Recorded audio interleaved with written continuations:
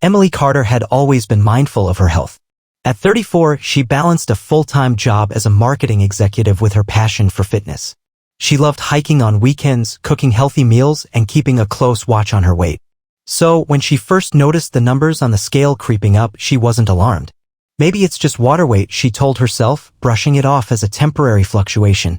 But the weight gain didn't stop. 2 pounds. 4 pounds. Then 8. Within a few months, Emily had gained nearly 25 pounds, despite no significant changes to her diet or lifestyle. At first, she joked about it with her friends. "I swear, I haven't had that many cheat days," she laughed over brunch one weekend. But deep down, she was worried. She felt bloated all the time. Her clothes no longer fit the way they used to. And most unsettling of all, her body felt different. It wasn't just a little extra fat here and there. Her stomach felt hard to the touch, almost swollen. Her best friend, Olivia, raised an eyebrow as she poked at Emily's belly. "That doesn't feel like fat," Olivia said. "It's firm, almost like—" "I don't know, something inside." Emily swallowed hard. "Yeah, I know. It doesn't make sense." A creeping sense of unease settled over her. Something wasn't right. She tried everything, cutting out carbs, increasing her workouts, even intermittent fasting. But no matter what she did, the weight kept piling on. And it wasn't just her stomach. Her arms, her legs, even her face looked puffy. One morning, as she stood in front of the mirror, she felt an odd pressure in her abdomen. A dull, stretching sensation. She pressed against her stomach, and for a split second, she thought she felt something move. A chill ran down her spine. That was the moment she knew. This wasn't normal weight gain. Something was inside her. Emily couldn't shake the feeling that something was seriously wrong. That night, she lay in bed, staring at the ceiling, her hands resting on her swollen stomach. Every now and then, she thought she felt a subtle shift, almost like something was pressing from the inside. By morning, her anxiety had reached its peak. She picked up her phone and dialed her doctor's office. "Dr. Simmons can see you this afternoon," the receptionist said. Emily exhaled in relief. "Perfect. Thank you." By the time she arrived at the clinic, her nerves were frayed. She sat in the waiting room, scrolling through article after article on unexplained weight gain. Thyroid issues, hormonal imbalances, tumors. The possibilities swirled in her mind, each one worse than the last. When Dr. Simmons finally called her in, he listened patiently as she described her symptoms. "I've gained 25 pounds in the last few months without changing my diet. My stomach feels hard, almost swollen, and sometimes I swear I feel something move." Dr. Simmons frowned slightly but kept his expression neutral. "Let's take a look." She lay back on the examination table as he pressed gently on her abdomen. Immediately, she flinched. "Does that hurt?" he asked. "Not exactly, but it feels tight. Like there's no give." Dr. Simmons continued his examination, his fingers moving with precision. Then his hand paused. Emily noticed a flicker of confusion cross his face. What? What is it?" she asked, her heart pounding. "I'm not sure," he admitted. "It doesn't feel like excess fat. It feels solid. And there's a definite firmness where there shouldn't be." Emily swallowed hard. "Like a tumor?" "We won't jump to conclusions," he said gently. "I'm going to send you for some imaging and ultrasound first, maybe an MRI if needed." Her pulse quickened. This was really happening. It wasn't in her head. Something was inside her. An hour later, she was lying in a dimly lit ultrasound room, the cold gel smeared across her stomach. The technician moved the probe over her abdomen, her eyes locked on the screen. Emily watched her face for any reaction, but the woman remained professional, her expression unreadable. Then, suddenly, she stopped moving the probe. Her eyebrows knitted together. I need to get the radiologist," she said abruptly, standing up. Emily's breath caught in her throat. "Wait, what? What did you see?" The technician hesitated. I need a second opinion." And then she was gone, leaving Emily alone with her racing thoughts and the chilling realization that whatever was inside her, it was big enough to cause concern. Emily lay there, her heart pounding against her ribcage. The ultrasound room, once just a sterile medical space, now felt suffocating. The technician had left in a hurry, too much of a hurry. Minutes stretched on like hours until the door finally swung open. The technician returned, this time with a tall man wearing a white coat. His name badge read Dr. Patel, radiologist. "Ms. Carter," he said with a calm but serious expression. "We need to take a closer look." She nodded stiffly. "Please, just tell me what's going on." Dr. Patel repositioned the probe and stared at the monitor. His face remained unreadable as he adjusted the settings, zooming in on the black and white images. Then he froze. Emily's pulse hammered. What do you see?" Dr. Patel hesitated, then turned the monitor toward her. Emily, he said carefully, this isn't fat. And it's not a tumor. The screen displayed something that made Emily's breath hitch. A large, solid mass filled most of her abdominal cavity. But it wasn't just an ordinary lump. It had structure. And then, right before her eyes, it moved. Emily gasped. Oh my God, what is that? Dr. Patel exhaled slowly. We don't know yet, but it's growing. And from what I can see, it's attached to several of your organs. Emily felt like the room was spinning.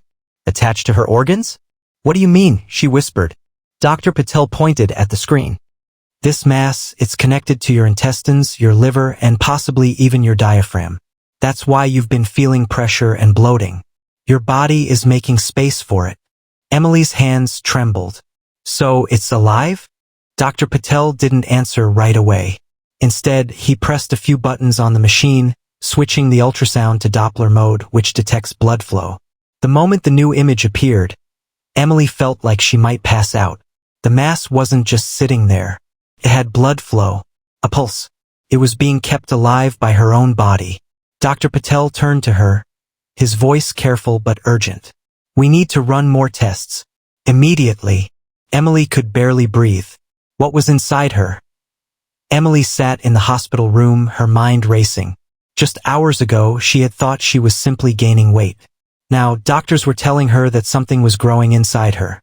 Something with its own blood supply, something that wasn't a tumor but wasn't normal either. She had been rushed in for an MRI, and now she was waiting for the results. Olivia had come to the hospital as soon as she heard. She sat beside Emily, squeezing her hand. You're going to be okay, Olivia whispered. Emily let out a shaky breath. What if I'm not? Before Olivia could respond, Dr. Patel and a new doctor, Dr. Reynolds, a surgeon, walked in holding a stack of MRI scans. Their expressions were serious. Ms. Carter, Dr. Patel began, setting the scans on the table.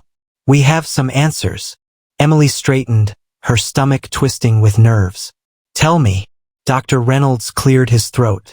What we found is extremely rare.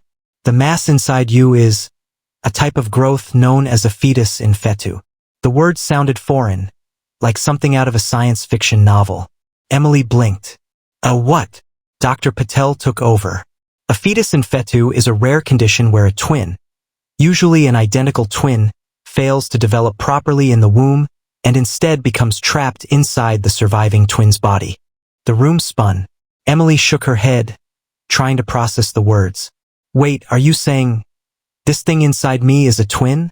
My twin? Dr. Reynolds nodded solemnly. Yes, we believe it started growing when you were still a fetus yourself. But instead of becoming a separate baby, it was absorbed into your body. Usually, these cases are discovered in infancy, but yours went undetected. For some reason, after decades of dormancy, it has started growing again. Emily's hands covered her mouth. It wasn't a tumor. It wasn't fat.